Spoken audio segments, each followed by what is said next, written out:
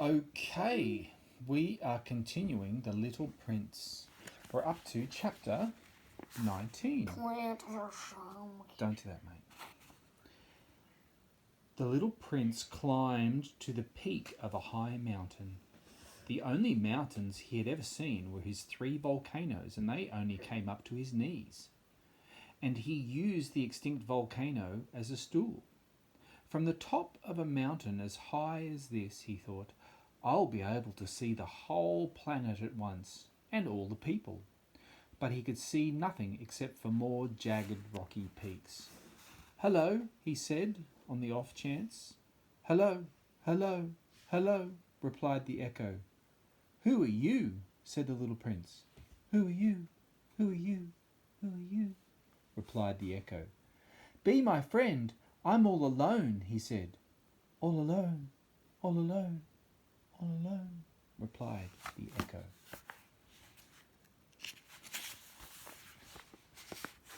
What a funny planet, he thought.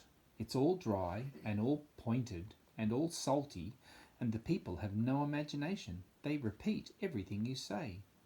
At home I had a flower. She always spoke first. Chapter 20. At last, having trudged for ages across sand, rocks and snow, the little prince came to a road, and all roads lead to people. Hello, he said. He was standing in front of a garden full of roses in bloom.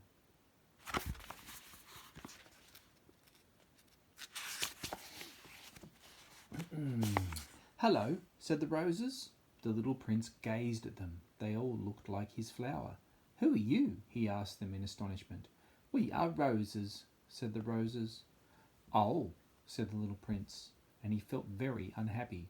His flower had told him that she was the only one of her kind in the whole universe, and now here were 5,000 all the same in a single garden. She'd be very upset if she saw this, he thought. She'd cough a great deal and pretend to die to avoid looking stupid, and I would have to pretend to look after her. Otherwise she'd actually allow herself to die, to spite me. Then inwardly he added, I thought I was lucky to have one flower, but all I have is an ordinary rose. That and my 3 knee-high volcanoes, one of which is probably extinct. That doesn't make me much of a prince.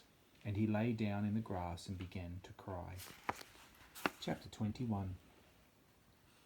That was when the fox appeared. Hello, said the fox. Hello, replied the little prince politely. He turned around but could not see anything. I'm over here, said the voice, under the apple tree. Who are you? Said the little prince. You're very pretty. I'm a fox, said the fox.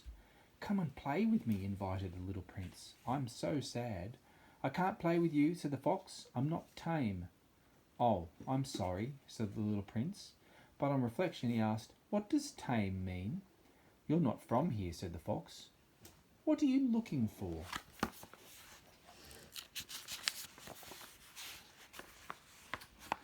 I'm looking for the people, said the little prince. What does tame mean? People, said the fox, have guns and they hunt. It's a real nuisance. They also breed chickens. That's all they're interested in. Are you looking for chickens? No, said the little prince. I'm looking for friends. What does tame mean? It's something too readily forgotten, said the fox. It means creating a bond. Creating a bond? That's right, said the fox. To me, you're just a little boy exactly like 100,000 other little boys. I don't need you, and you don't need me. To you, I'm a fox who's exactly like 100,000 other foxes. But if you tame me, we will need each other. To me, you'll be absolutely unique, and to you, I'll be absolutely unique. I'm beginning to see, said the little prince. There's a flower. I think she tamed me. It's possible, said the fox. On earth you see all manner of things. Oh, it's not earth. It's not on earth, said the little prince. The fox seemed greatly intrigued. On another planet? Yes. Are there hunters on that planet? No. Very interesting. What about chickens? No. No is perfect, sighed the fox.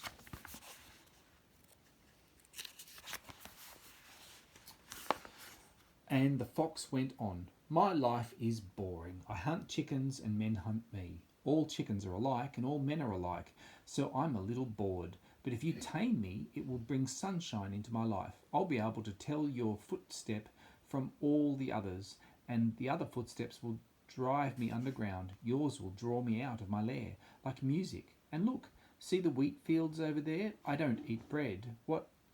Wheat is no use to me. The wheat fields don't remind me of anything, and that's sad. But you have hair the colour of gold, so it will be wonderful when you've tamed me. The golden wheat will remind me of you, and the sound of the wind rustling the wheat will make me happy. The fox stopped talking and gazed at the little prince for a long time. Please tame me, he said. I'd love to, replied the little prince, but I don't have much time. I've got friends to find and lots of things to understand. You only understand the things you tame, said the little fox. People no longer have time to understand anything. They buy things that are ready-made from the shops, but as there are no shops selling friends, people no longer have any friends. If you want a friend, tame me. What do I have to do, said the little prince. You must be very patient, replied the fox. Sit down in the grass a little way from me, like this. I'll watch you out of the corner of my eye, and you won't say a word. Language is a source of misunderstanding, and each day you can sit a little closer.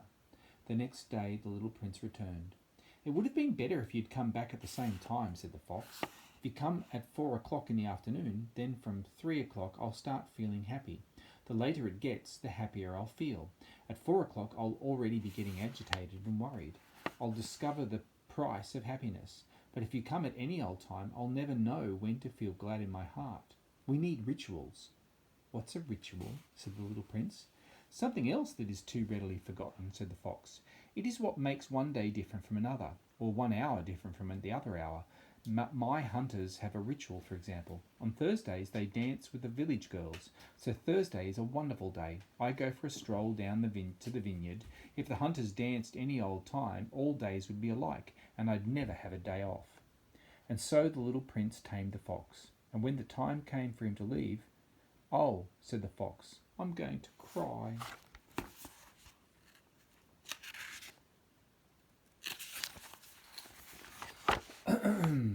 It's your own fault, said the little prince. I didn't mean to cause you any sorrow, but you wanted me to tame you.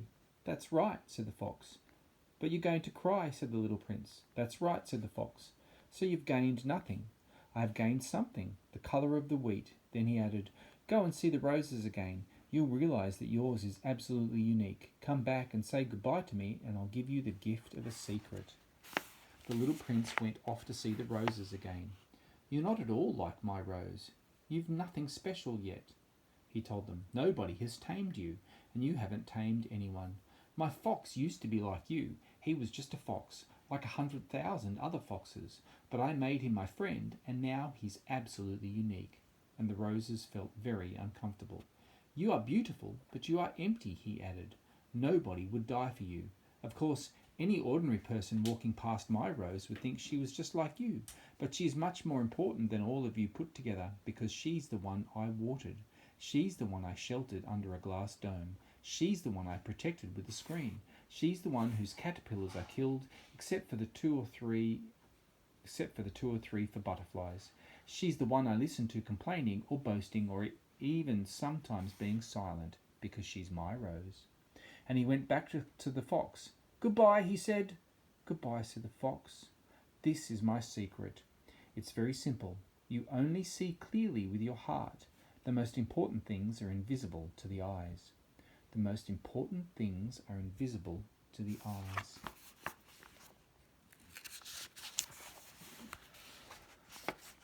Repeated the little prince, and so he would be sure to remember. It's the time you spent on your rose that makes your rose important.